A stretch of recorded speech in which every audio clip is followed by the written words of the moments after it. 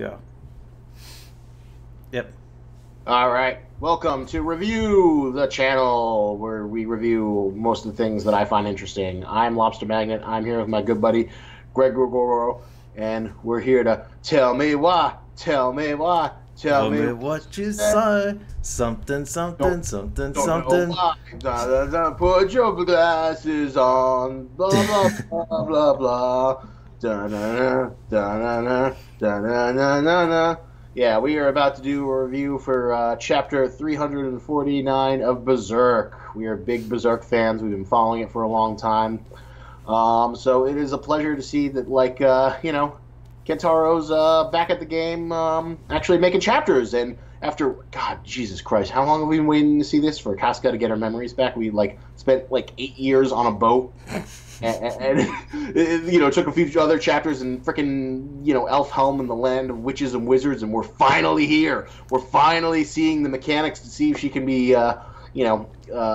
recovered from her horrible demon rape trauma.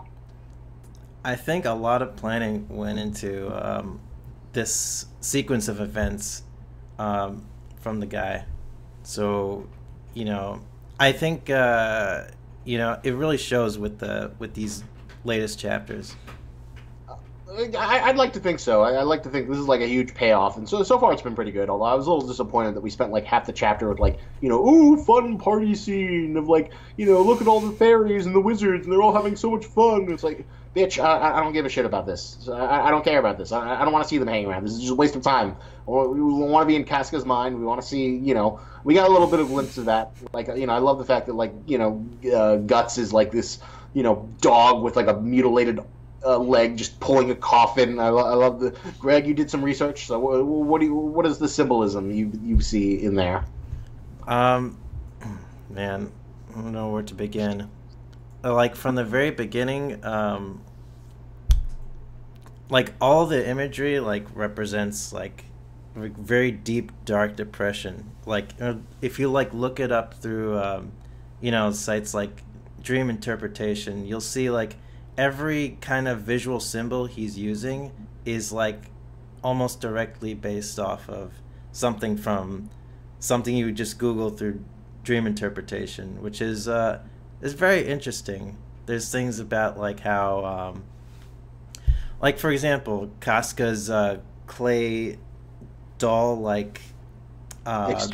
exterior inside that coffin. The dream interpretation for a doll is essentially your childhood innocence, and to have that completely shattered means that her childhood innocence was probably shattered at some point. And we know it was shattered at a bunch of points. In her flashbacks, everyone, she was exotic. Everyone wanted to rape her because it's, Berserk is the most, rape culture friendly dark fantasy universe out there. But she was a strong woman and she held it all together, and she was always able to overcome, and she was a great commander up until we saw the eclipse scene. Yeah, I think that's the ticking time bomb I'm dying to see. Is nobody knows about the eclipse and Guts's little fantasy traveling party, and he doesn't give a shit about talking about it to anyone. So eventually we're gonna get that big scene. Oh yeah, when they actually see Casca getting raped and stuff in the because it did show one of her memories. Oh man, I don't know. I feel like Berserk has changed in tone a lot over the years. It has. There was originally the Black Swordsman stuff, which was super grim dark edge porn, I'm Guts and I'm gonna kill everything and I'm just so mean and blah blah blah.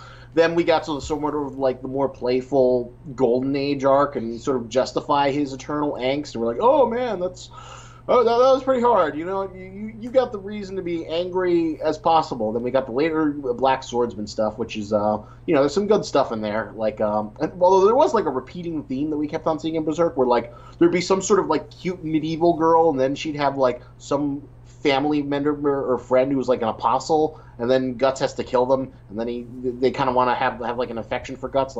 They did that with the Count arc with the weird Count centipede guy.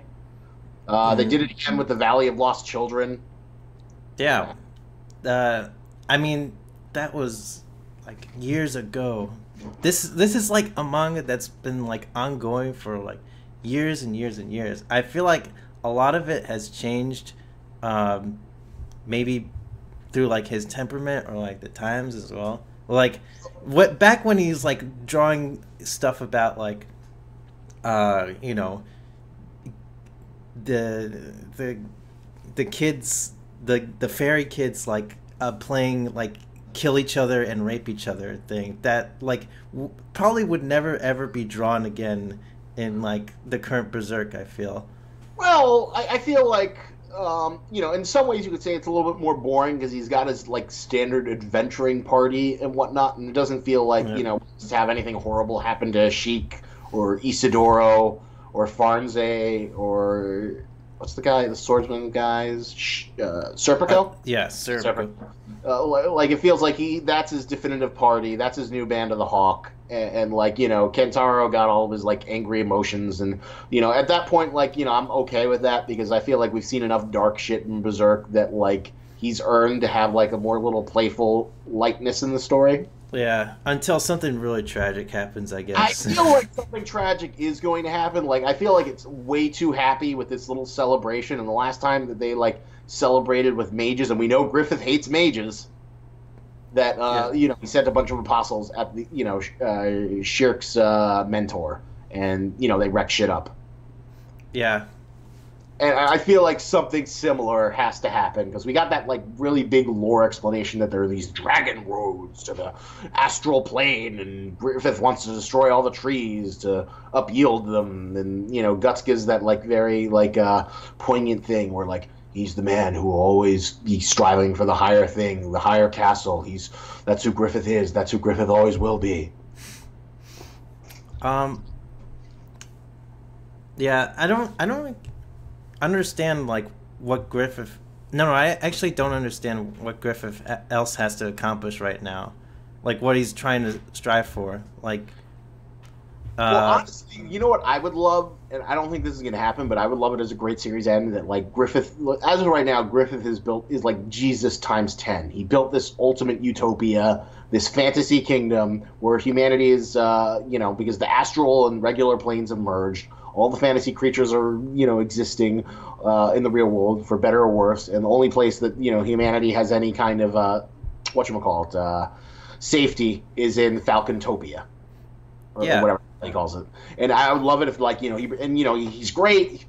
People can see. but that's essentially what it is right now. That's the only safe haven. That's the only safe haven, and it would be great if like Griffith just wants to be the king of the castle. He's the ultimate king. He's the king of kings, and then like everything's good. But then Guts like doesn't give a shit, and he still wants to kill him. And he brings about destruction and darkness by fulfilling his revenge fantasy. Yeah. Jeez, I don't know. But I feel like something's gonna happen. He's like gotten so old and wise now. Berserk. I mean, Guts. He's Yeah. just he seems more humbled even after all that traumatic shit that happened. It does feel like he just like if he can get Casca back, I still feel like it's way too easy for them to just repair her and then she's back to normal.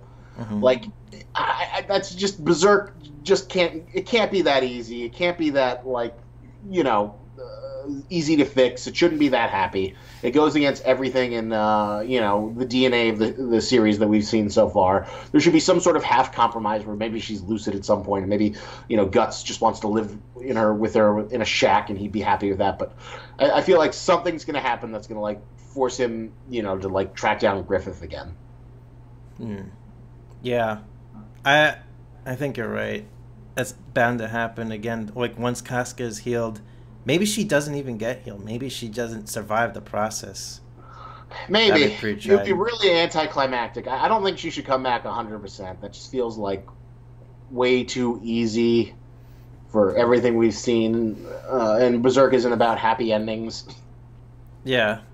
So like, if Casca doesn't survive, or maybe she'll like survive for like a brief amount of time, and then Guts will be like, he'll be able to talk to her one last time, and then he's like he'll get revenge.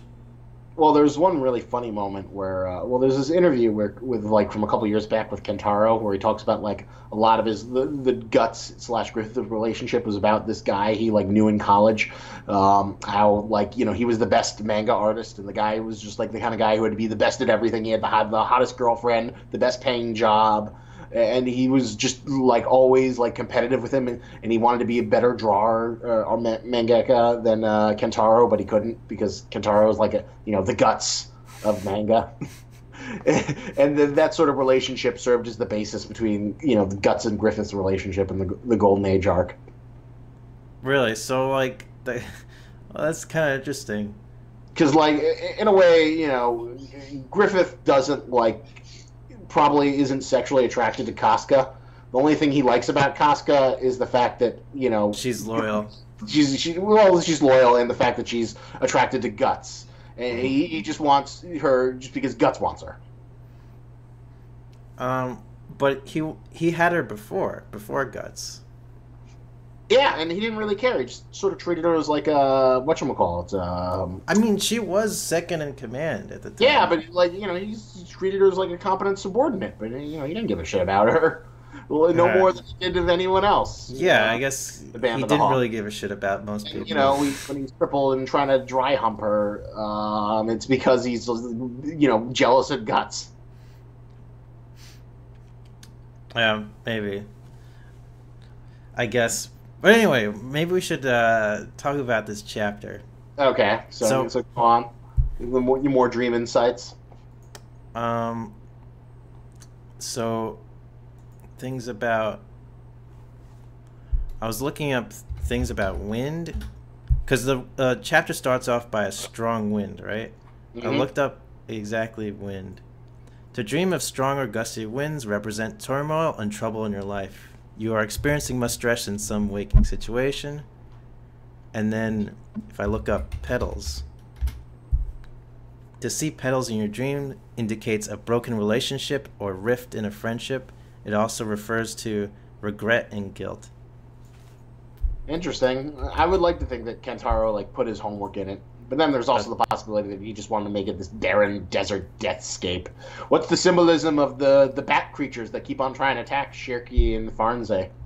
Oh, that's a good question. Bat.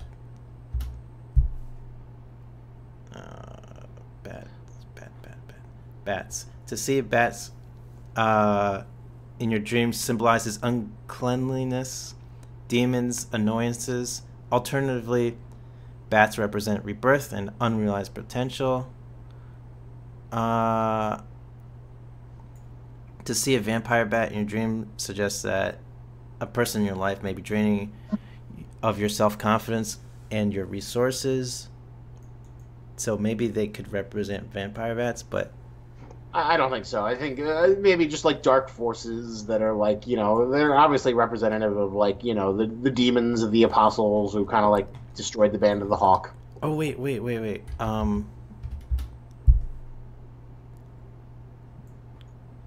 Cape. Did the bats transform from those black cape flags? Do you remember in the previous chapter? They just sort of flied out of the desertscape and harassed the dog who would they would torture the dog by sticking poles in it. Okay, there's another thing even about the capes. You remember seeing the capes? To see or dream that you're wearing a cape indicates that you're trying to shield yourself from being emotionally hurt. It may also mean that you're trying to cover up or hide something. Well, to me, that felt more those are just the Band of the Hawks who all died and whatnot. Yeah, but there's more to it. With the symbolism of seeing the dark capes in the very beginning, in the previous chapter. It's sort of setting up for them that Casca is obviously trying to hide something, trying to conceal information in her, conscious mind. Subconscious. Yeah. So, all right, let me get back to other the other stuff, like to like the current stuff that's going on. So, like when she dreamt of, we see a memory right within her dream. Mm-hmm. It says to dream about a memory suggests that you are ready to rid yourself of your old ways and undergo a transformation. You are ready for a new outlook in life. Recalling a memory in your dream may also be less of a shock than if you had recalled the memory in your awakened state. Alternatively, the dream indicates you have learned from your past experiences. To dream that your memory is getting or has been erased means that you must let go of the past in order to move forward. Blah, blah, blah. Okay. So the memory, I don't think the memory was being erased, so I don't know if that applies. I feel like there's some YouTuber who will make a critical essay about this whole sequence once it's all drawn out, and that'll be the more concrete, definitive thing in terms of like the symbolism of the Casca thing. But, I hope so. At least now we know that, like, you know, they have to go find the fragments of her memories of the previous life, and they'll eventually, though, probably like 3 or 4 chapters from now, they'll get the eclipse memory. Yeah. So. Oh. After that memory, and you notice like a fragment of the clay doll of Casca in the casket. Yeah. Is getting like sort of like repaired. It's getting slowly repaired. So it's like regaining some of her childhood innocence, I guess. If we keep up with that symbology. But it's like making, you know, reforming her broken ego that was, you know, dismantled during the eclipse. But the real question, though, is like, even if the body, you know, the emotional body is fulfilled, you know, her interior is still that little diminutive child thing. Is that what's going to be controlling her? I don't know. Maybe they'll just be fused. It's like the ego is maybe still a part of her too, but I mean, it's not like necessarily her fake self or like her outer self or whatever, but it's just like a part of her that's just been so damaged that the only thing that survived was just that tiny fragment of her. The broken fragment of, you know, her trauma, since we had, like, you know, retarded child Casca for, like, God, so many fucking chapters. But Yeah. it was sweet to see, like, you know, Guts kind of reflect on, like, you know, originally I was just all alone, but then I had her back, but I couldn't take care of her. And then I had people, and I learned to accept people again. There's another symbol that I was looking up too. Campfire. When we see the campfire, it says in dream interpretation, to start or see a campfire in your dream represents sharing and companionship. You need to open yourself to others and allow others to get to know you. Well, that's we've been seeing a lot of that in Berzerk, although, you know, Guts has largely kept himself closed off, but he's been building up his companionship. He's been getting, you know, his little team to get back together, and we've got, you know, the Berzerkies. The Berzerkies? Berzerkies. You mean the groupie Berzerk people? I guess you could call them the Neo Band of the Hawk or whatever, but like Neo Band of the Hawk. Name, you could be, you know, the Berzerkies, and the Berzerkies are gonna go defeat Griffith and all the bad guys. So that's just like a mix between Berzerk and groupies. I don't know. It's a stupid name. It's a stupid name that should never catch off that I just made up 2 seconds ago. To like try and give them like a name, like, you know, the Straw Hats. Oh, the Straw Hat Pirate Crew, the Berzerkies are going to go on an adventure. Yeah, they should actually have a name. Why don't they have a name? Traveling Band of Guts. Just Guts and Crew. His adventuring party. Guts and Crew. His D&D group. You got the mage. They got the thief. I don't know what Serpico is supposed to be. Fencer or whatever. Fighter, sword fighter. Fencer, and then Guts duelist, like the Berserker brawler. Yeah, I was still immortally loved that, like, you know, when they're getting their like magical gifts, that, like, you know, you know, there's a set axe that Guts could use. He's like, nah, I don't need it. And then you know, the witch is remarking like, oh my god, he's been killing so many astral things that his sword is magical. He's just been killing so many things. That's what I love about Guts when stuff like that happens. Just like my sword is magical because of the amount of things I've killed and experience. Yeah, yeah, and he's got that awesome Berserk armor. Ugh, this is so painful. We'll have to wait another month or two or whatever until we get like the next chapter, and then hopefully he doesn't go on hiatus or something. I think he went on hiatus to work on the second season of the anime, so we'll see if the anime doesn't suck. Yeah, I want to see more of the anime still, even though it's that CG stuff. But maybe they'll get better with it. Hopefully maybe his like having an input on it, because I feel like that's why he went on a hiatus after he like just went back to it. Like he took time off to like maybe have a more hands-on role in the anime. Fingers crossed. I don't have any sources to like cite that. It's just an instinct from shit I've read. Wow. But it is kind of amazing how like Berserk has endured for so long, and how far it's come, but like how slow it's come along, and it's remained relevant for these like past 25 years. It'd be interesting if Berserk like got like sort of like the JoJo's treatment, where like a remake, like a revamp of it. Well, JoJo's is a really interesting beast in the anime world, in that like the manga's gone on for like 25 years. It's Jeez. Probably as long as Berserk. Like they both probably started at a similar time period. I'd have to double check. I think they're both like the mid 80s. And JoJo, what is always... Is he still fighting Dio this whole time? Well, don't you know the central gimmick of JoJo's, Greg? What? The main gimmick of JoJo's is that it's separated into parts, and it's a generational saga. So after a part's completed, so like the first part, it's him and Dio, and then eventually Jonathan Joestar dies, but his wife survives and she's pregnant, and then the next part follows his grandson, Joseph Joestar. Okay. And that takes place in the 1920s. And then after that part, it follows Joseph Joestar's grandson, who's Jotaro Kujo. So the idea is that each part is kind of like its own kind of quasi-reboot thing, following, the weird family line, and it's this generational saga. It sounds like Boruto almost. Ah, fuck Boruto. Eventually we're going to do like a Boruto thing, and I have a lot to say about Boruto. But no, the whole JoJo's Bizarre Adventure, they're like 7 parts. Each part is like completely different. Each part has like a different protagonist.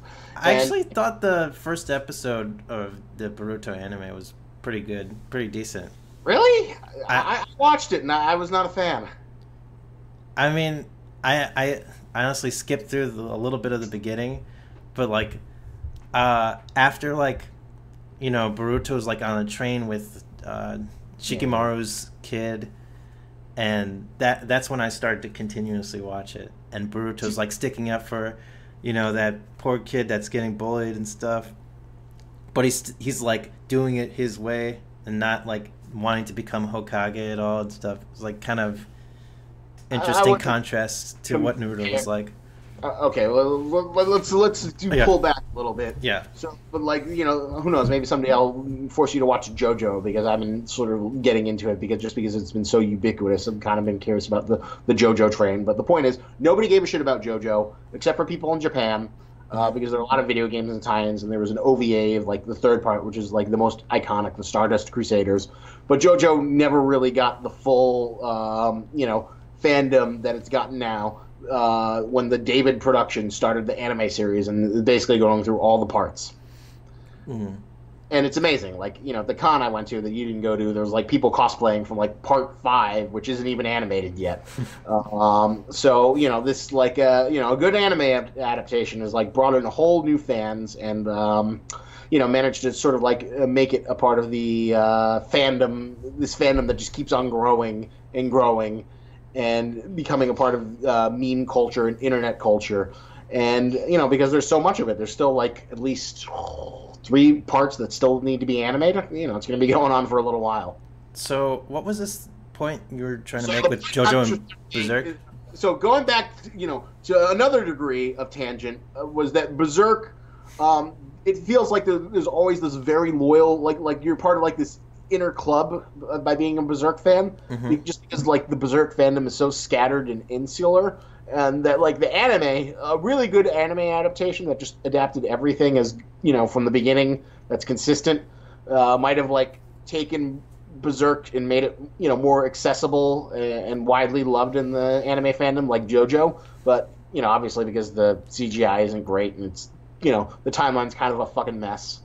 Like there really isn't a true Berserk outside of the manga, because like we have the original series, which like has one episode of the Black Swordsman, and then even like the chronology of like the original one is kind of fucked up. Because like we've got it starts off with the Black Swordsman, and it has Puck, and then it goes to the Golden Age, and then it goes back to the Black Swordsman in the current time, and it's just kind of all over the place.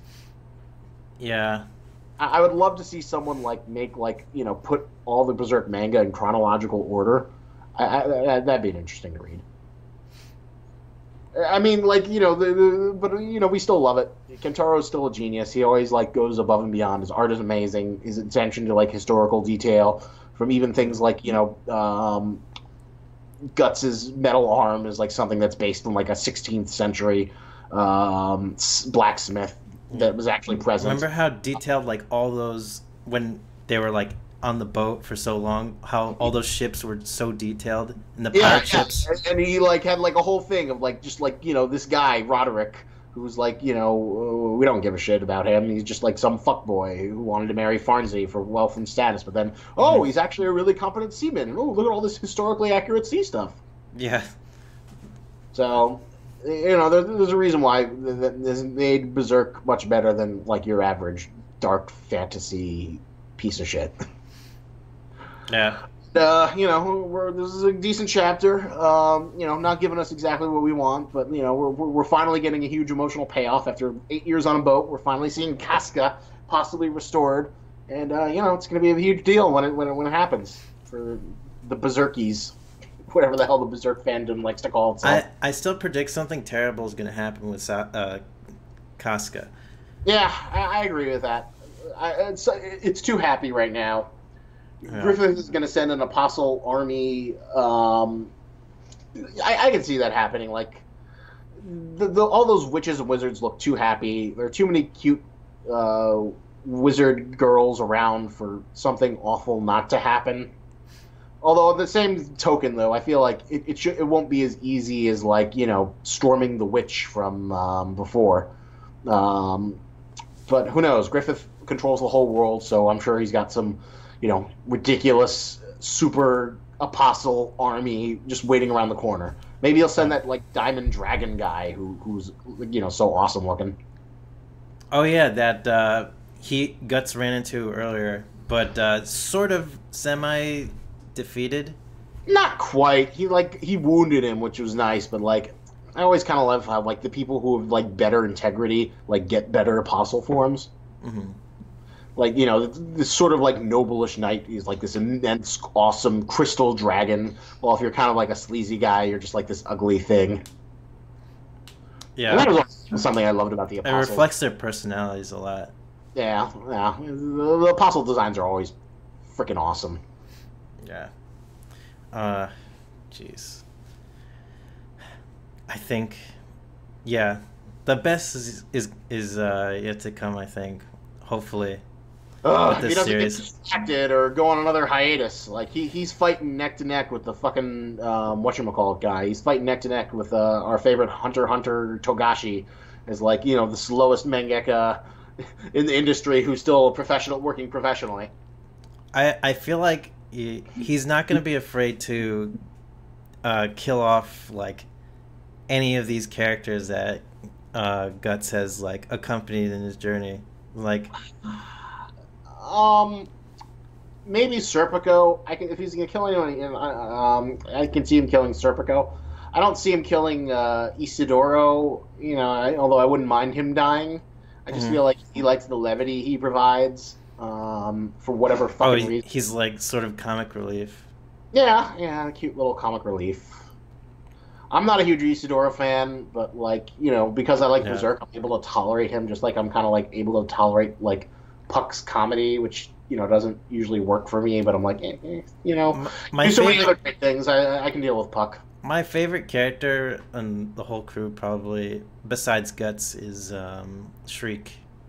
Shriek's great. He gives a lot of good material for her. Although there is some like creepy lolly stuff where it's like, oh, I'm love Gatsu. Why won't he look at me? I'm the immortal lolly girl. Make fan art and creepy things and panty up skirts and other creepy things. But no. She's a well written character, and she gets some great stuff. And I generally love how he tackled magic in the world of Berzerk. That's not like shooting lasers, and that it's like this really complicated thing. You have to like appear to the spirit of the astral realm and take up, ask for their assistance. And it takes years and years of training. Yeah, it's just not like shooting fireballs. I love how like complicated it feels, really earned, and I feel like if I was like interested in doing the research of like whatever traditions he researched to come up with his magic system, I'd probably be very impressed.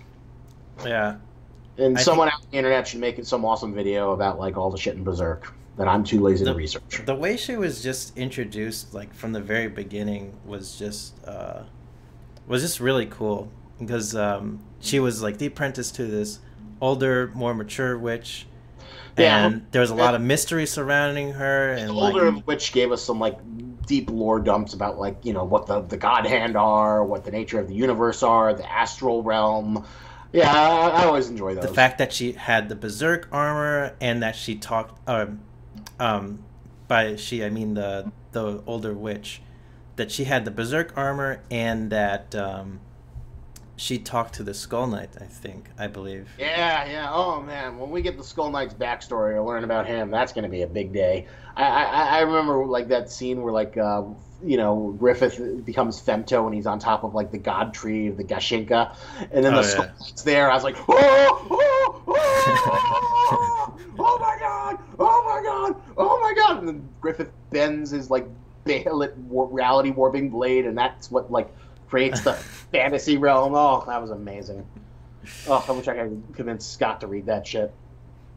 Oh yeah, Scott's not on the Berserk train yet, unfortunately. Well, he got like half of it through. I forget what point he's at. I think he's at the point where like they're at the city and they're like raiding stuff. The demon army of the Gashinka is like raiding the port city. Maybe a little bit before that.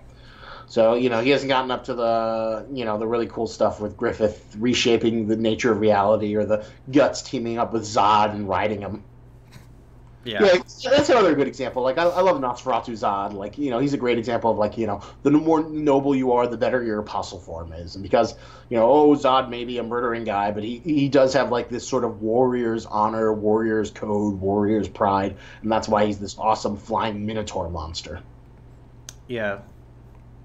For sure. He's like what essentially Guts could have been if he became a apostle in some ways. Yeah, that there you go. People of DeviantArt, that's a good challenge. If Guts had an apostle form, what would it look like? I mean, I guess you could argue that, like, we kind of see it with, like, the evil Kyuubi dark dog thing / the Berserker armor, but... Berserker armor, yeah.